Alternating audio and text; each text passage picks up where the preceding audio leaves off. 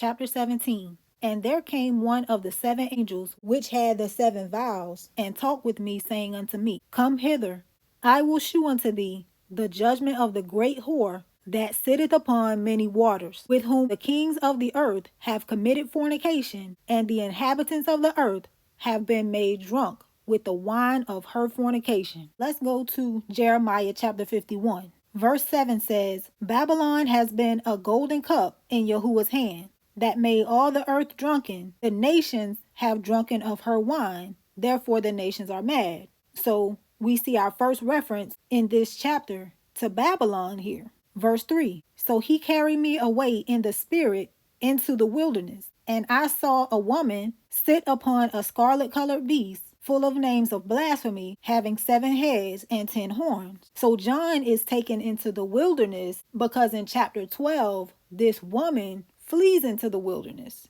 And this beast is the beast that we saw rise from the sea in chapter 13. And the woman was arrayed in purple and scarlet color, and decked with gold and precious stones and pearls, having a golden cup in her hand, full of abominations and filthiness of her fornication. So first let's look at the purple and the scarlet in Exodus chapter 25. Verse 1, And Yahuwah spake unto Moses, saying, Speak unto the children of Israel, that they bring me an offering. Of every man that giveth it willingly with his heart, ye shall take my offering. And this is the offering which ye shall take of them: gold and silver and brass, and blue and purple and scarlet, and fine linen, and goat's hair. Verse 8, And let them make me a sanctuary, that I may dwell among them, according to all that I shew thee, the pattern of the tabernacle, and the pattern of all the instruments thereof, even so shall ye make it. So these colors are to be used in Yahuwah's tabernacle. Now Josephus gives us a very interesting take on these colors. Let's go to Wars book 5, chapter 5, section 4. But then this house, as it was divided into 2 parts, the inner part was lower than the appearance of the outer, and had golden doors of 55 cubits altitude, and 16 in breadth. But before these doors there was a veil of equal largeness with the doors. It was a Babylonian curtain, embroidered with blue and fine linen, and scarlet and purple, and of a contexture that was truly wonderful.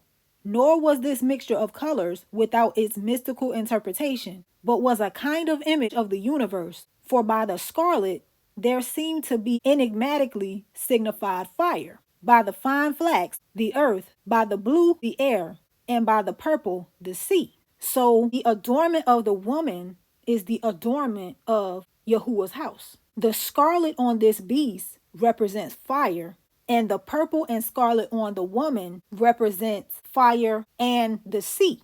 Next, let's address the golden cup in her hand. Jeremiah 25, verse 15. For thus saith Yahuwah Elohim of Israel unto me, Take the wine cup of this fury at my hand, and cause all the nations to whom I send thee to drink it.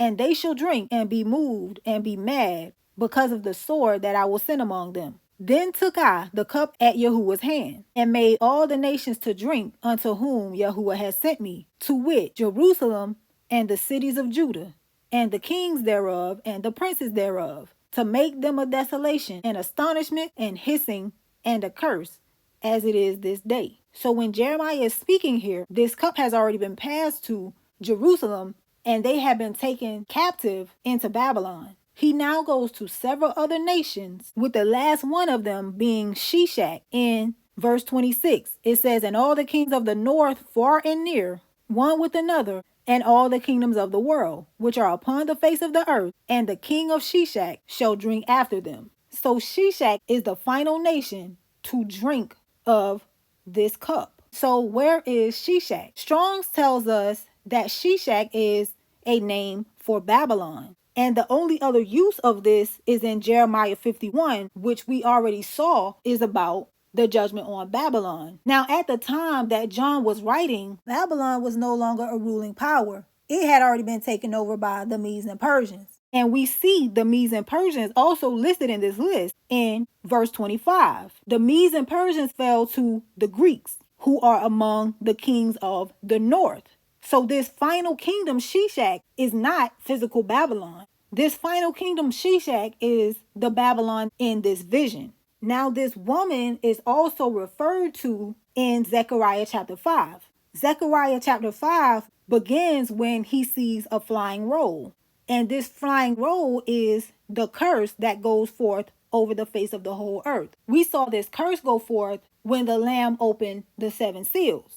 After this curse goes forth, in verse 5, the angel talks with him and tells him, lift up his eyes to see what it is that goes forth. And he asked what it was, and he said, this is an ephah that goeth forth, and this is their resemblance through all the earth. And behold, there was lifted up a talent of lead, and this is a woman that sitteth in the midst of the ephah. And he said, this is wickedness, and he cast it into the midst of the ephah.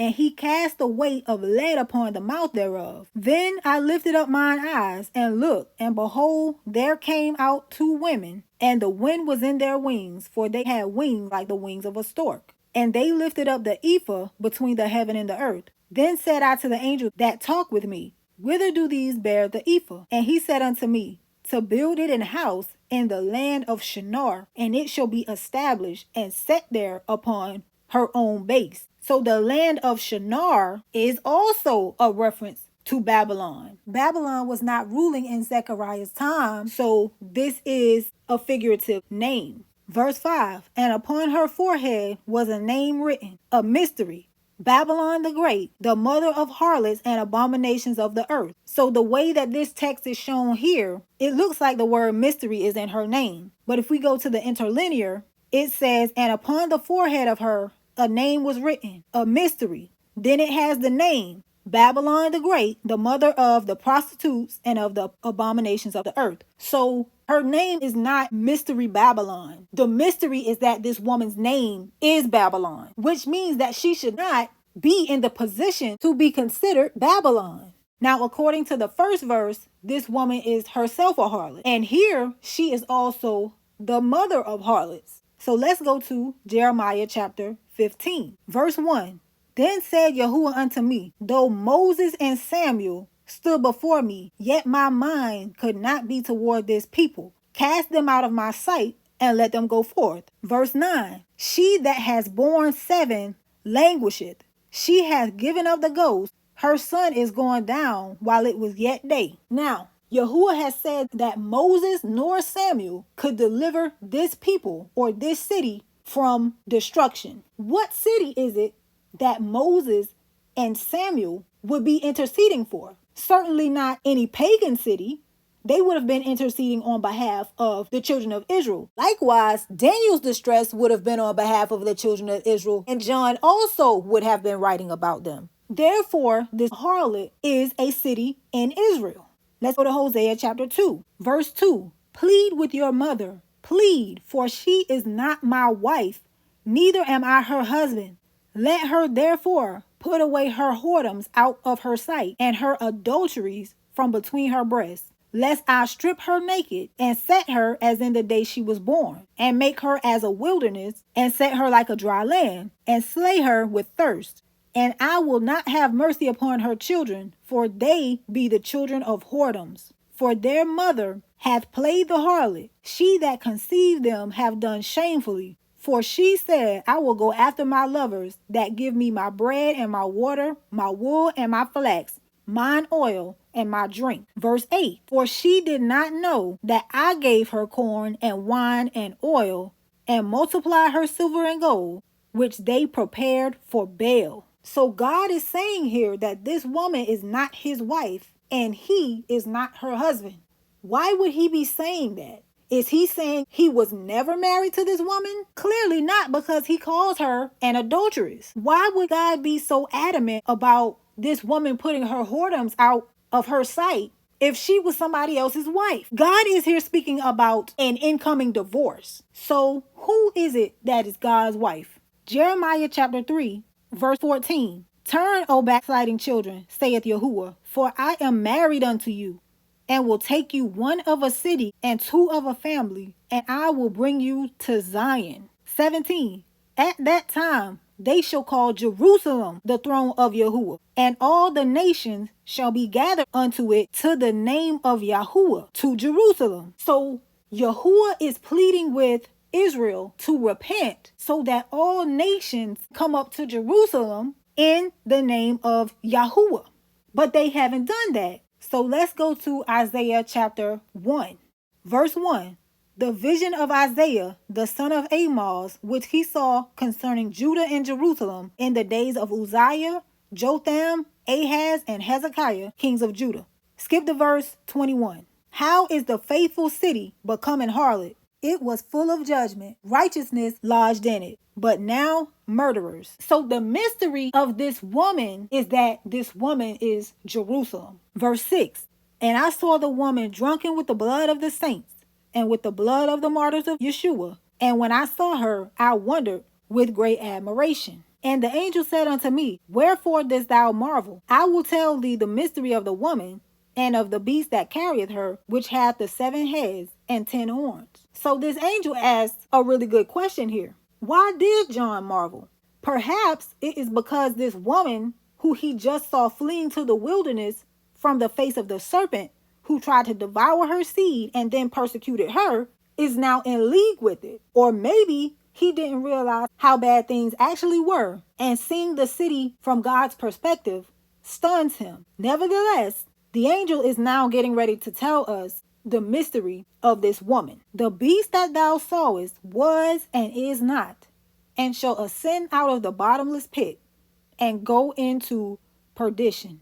And they that dwell on the earth shall wonder, whose names were not written in the book of life from the foundation of the world, when they behold the beast that was and is not, and yet is. So John is now being given information about the circumstances of the woman, dragon, and beast at the time of his vision. At that time, the beast had previously lived and died, but had not yet been revived. Verse 9. And here is the mind which hath wisdom. The 7 heads are 7 mountains on which the woman sitteth, and there are 7 kings. 5 are fallen, and 1 is, and the other is not yet come. And when he cometh, he must continue a short space. And the beast that was and is not, even he is the 8th, and is of the 7, and goeth into perdition. And the 10 horns which thou sawest are 10 kings, which have received no kingdom as yet, but receive power as kings 1 hour with the beast. These have one mind, and shall give their power and strength unto the beast. So now we are told that John has this vision while the dragon was crowned. And it was at the latter end of his reign, because 5 of the 7 kings were already fallen. Now we know from chapter 13 that the beast is revived and rises from the sea, and the 10 horns receive their kingdom after the battle of Beth Horon in 66 AD. This means that the book of Revelation dates itself pre-66 AD. Verse 14. These shall make war with the Lamb, and the Lamb shall overcome them, for he is Lord of lords and King of kings.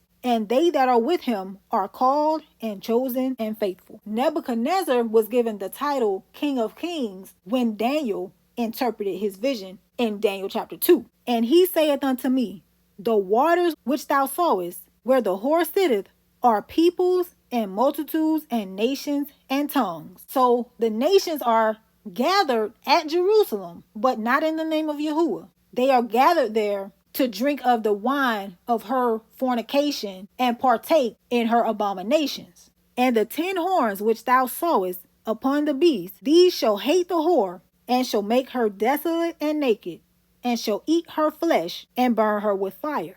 For God hath put in their hearts to fulfill his will, and to agree, and give their kingdom unto the beast, until the words of God shall be fulfilled. And the woman which thou sawest is the great city which reigneth over the kings of the earth. So let's go to Wars Book 5 to see this in action. Chapter 1, Section 1. When therefore Titus had marched over that desert which lies between Egypt and Syria, in the manner forementioned, he came to Caesarea, having resolved to set his forces in order at that place before he began the war. Nay, indeed, while he was assisting his father at Alexandria in settling that government, which had been newly conferred upon them by God, it so happened that the sedition at Jerusalem was revived and parted into 3 factions, and that one faction fought against the other, which partition in such evil cases may be said to be a good thing, and the effect of divine justice. Now, as to the attack the zealots made upon the people, and which I esteem the beginning of the city's destruction, it hath been already explained after an accurate manner, as also whence it arose, and to how great a mischief it was increased. But for the present sedition, one should not mistake if he called it a sedition begotten by another sedition, and to be like a wild beast grown mad, which for want of food from abroad fell now upon eating its own flesh.